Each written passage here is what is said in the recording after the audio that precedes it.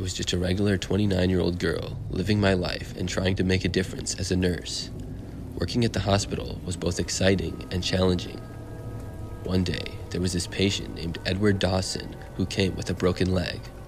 From the moment I met him, something about him felt really off. His intense gaze made my skin crawl. Usually we can get some pretty weird patients, but this one was completely different. The vibes were all off with him, and it made me super uncomfortable. He stayed in the hospital for a few days because we needed to perform some extra surgery for his leg. But as time went on, it felt like he was becoming weirdly fixated on me. He would constantly ask me questions I was not okay with, and even being extremely inappropriate to me, which he got yelled at for by other nursing staff. About a month after his release, I never saw him again and was happy because it was by far the weirdest patient I've had in my years of working as a nurse. One day, as I was preparing medication at the nurse's station, I heard a whisper from the right side of me go, "You have such beautiful eyes, Emily. I can see so much in them." I froze and looked, and guess who it was? Edward. I was shocked. I looked at him and asked him how he had become a nurse so fast. "I just finished nursing school," he said, "and I just so happened to get placed here. Crazy, right?" He laughed as if this was all one funny joke we shared.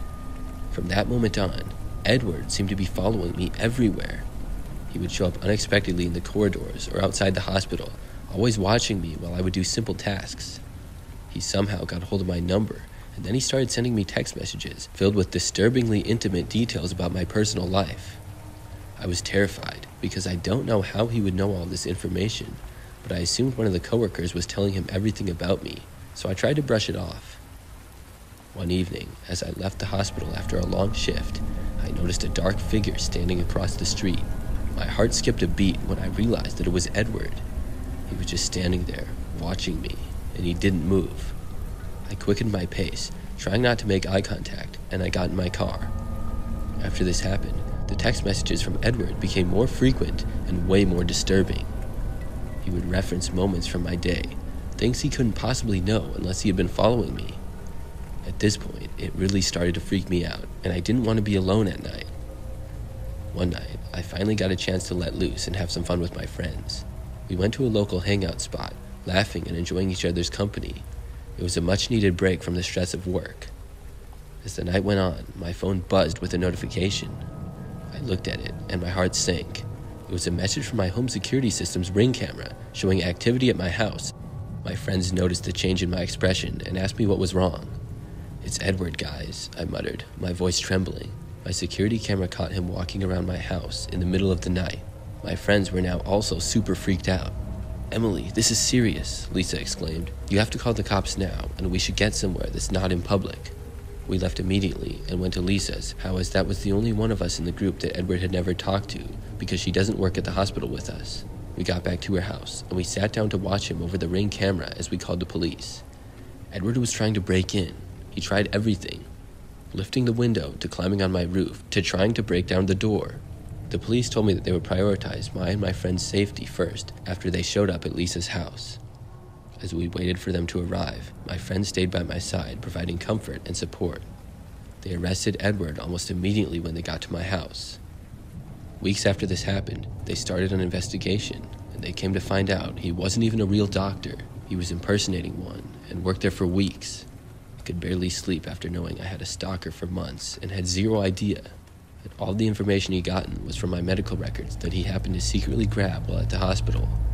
Still to this day, I think about it from time to time, but I haven't heard a single thing about him or his name since.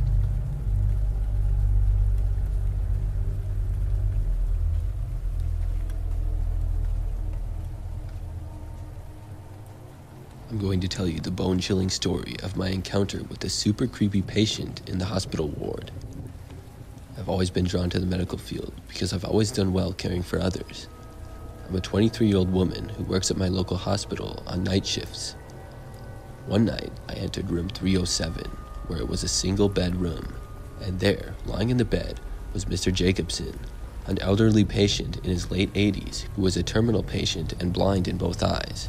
He was a wise person who was perfectly okay with nearing the end of his journey. I want to mention that we developed a friendly liking for each other, but I tried not to get too closely attached to patients who were not going to be here for much longer, as it really did a number on my mental health. As I approached his bedside, Mr. Jacobson turned his head towards me. His clouded eyes looked at me, his voice raspy as he spoke. "Ah, the nurse has arrived. I've been expecting you, my dear." I smiled back and said, "Good evening, Mr. Jacobson. How are you feeling today?" He chuckled softly. His laugh was always comforting, as it reminded me that things will be okay in the long run of life. "Feeling? Oh, my dear, I am but a mere vessel drifting between realms. Time doesn't hold much meaning for me now," he said. It was the strangest thing that I've ever heard him say since my time of nursing him. I knew of him to be poetic and deep, but this was extremely strange behavior for him. I tried the best I could to decipher what he meant, but nothing was making sense. Confused and super creeped out, I asked, "What do you mean, Mr. Jacobson?" "Like a butterfly, you will too awaken in my own time very soon, my love." Those words hit me hard. They were exactly what my late grandmother used to say, a reminder that change and growth come at their own pace. How did Mr. Jacobson know this? I began to tear up from the intense emotions I was feeling. I was scared, yet confused. I couldn't hold back my curiosity any longer. My voice trembling, I asked, How did you know about that phrase? It's something that only my grandmother used to say." Mr. Jacobson's tired eyes met mine, and a look of sadness appeared on his face. Some connections go beyond life. We both cried together, holding on to that moment. I didn't want to understand everything that had happened, but it made me feel something deep inside. Mr. Jacobson's words about my grandmother were like a secret, something I couldn't explain but held on to dearly. As time passed, I kept those words close to my heart. They brought me comfort when I felt lost or unsure. Knowing that my grandmother's love extended beyond her passing gave me strength and hope. Now, standing here today, I carry the wisdom of those connected voices. I embrace the mystery and the things I can't fully understand.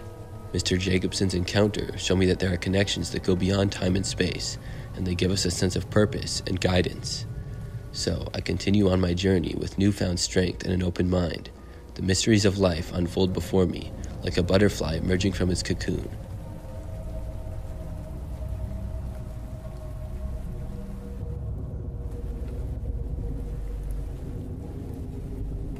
This happened back in the 1980s as I was a nurse. I worked at a mental hospital, so I had a lot of really crazy moments and met a lot of people that were a bit out of it, but they were never anything we couldn't handle. But one day, there was this one patient, Jacob, who was straight up off his rocker. I'm talking about a guy who made Jack Nicholson's character in The Shining look like Mary Poppins. The dude had a twisted fascination with causing harm. It was really disturbing, and I did not enjoy going into his room when it was my job to help him. One night, I was doing the rounds, and at nighttime, our patients needed sleep, so we shut all the lights off except for a few, so the entire hallway is blacked out. The only source of light was my work pen, which had a light button on it, so I could flash down the hallway to see. I went down to Jacob's room to make sure he was in bed and sleeping, but as I approached Ward 13, the door was wide open. I entered my room with a small light from my pen. Everything was a mess inside. Furniture was overturned, sheets were torn, and there was what I thought to be blood stains on the walls. It seemed like a storm of madness had swept through. What made it even scarier was that Jacob was considered dangerous, so we had restrained him with strong restraints on his arms and legs. Yet somehow, he managed to break out from these, which was almost impossible. With a heavy feeling in the air, I cautiously moved towards the door that led to the downstairs storage area, a place only allowed in to staff, but we searched every spot for him, and this was the last area left, so he had to be there.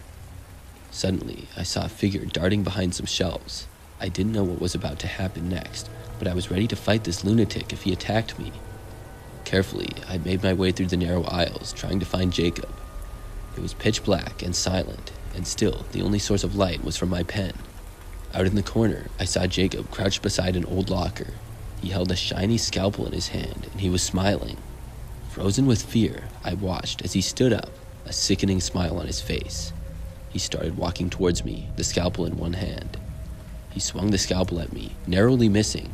I dodged and fought back. In the middle of this fight, as Jacob swung the sharp tool, another nurse came running.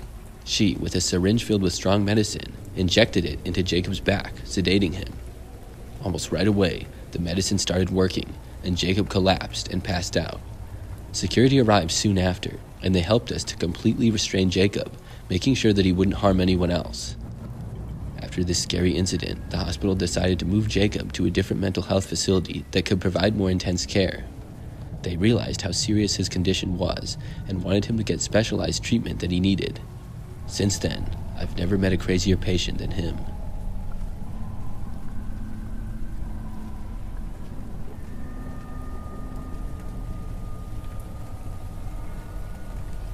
This took place in the early 90s. I was a male x-ray tech at a large multi-campus hospital. I worked evenings, and I loved it. I had some great coworkers, one being one of my best friends. One day, I got a page for a phone call. I picked up the phone and said, "This is Luke." There was a slight pause. Then I heard a female voice saying that she really appreciated how kind I was the other night.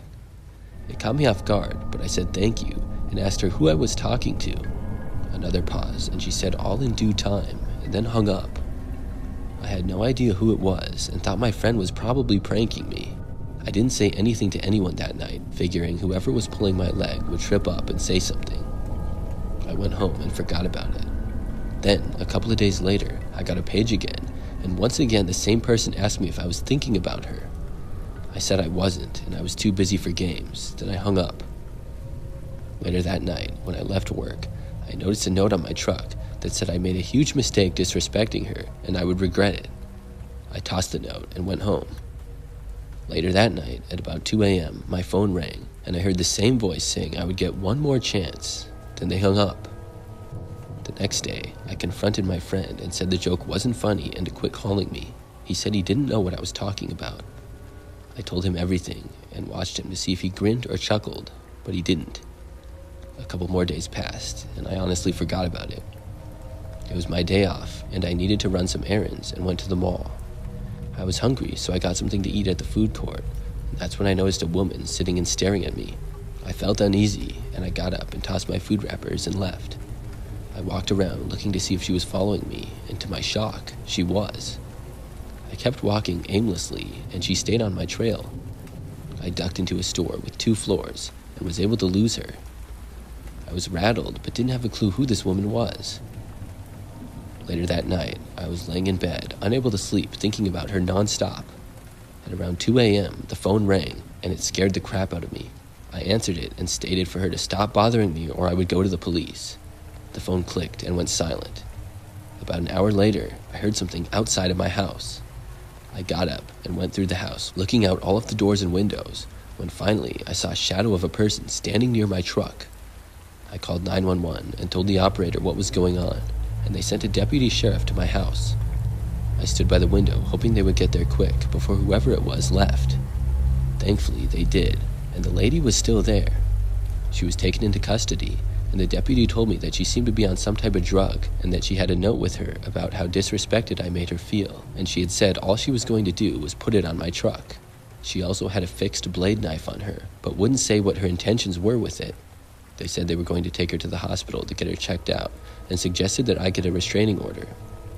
I never knew what happened to her and never saw her again, thankfully.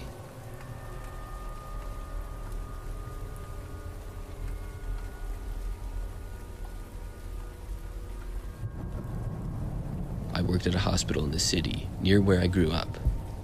I worked second shift, which was 2:30 p.m. until 11 p.m. One night, after work, a few of my friends and I went to a popular bar not far from the hospital. We sat around and drank a few beers and had a good time.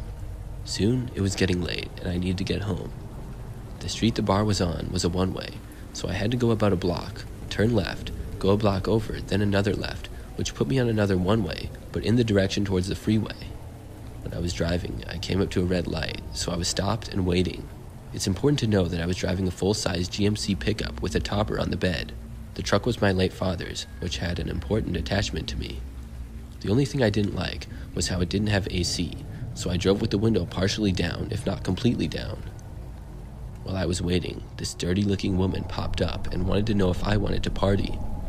To say the woman was disgusting odor-wise would be an understatement. I replied no, to which she then jumped on the sideboard and asked why not, then lifted her dirty shirt, exposing herself. I locked the door with my elbow and asked her to get off of my truck, and looked up, praying for the light to change. She kept talking, and I noticed she was trying to see over my truck topper. I glanced over to the passenger side mirror, and I then saw a young man trying to walk quickly but hunched down. I didn't know what these two had in mind, but I knew it wasn't good. I told the girl to get off of my truck once again, and when she didn't, I gently shoved her shoulder. She then grabbed the side mirror to stay attached to it. I hit the gas as I saw the light change, and the guy stood up and started running. The girl held on for a few seconds to my truck, before finally letting go. I made it to the next light, which was red, but it gave me time to roll up my window, and I looked back at the two, pointing at me, and I guess arguing about the woman not keeping me distracted enough. I made it home without any further issues, but I never ventured into that part of the city again.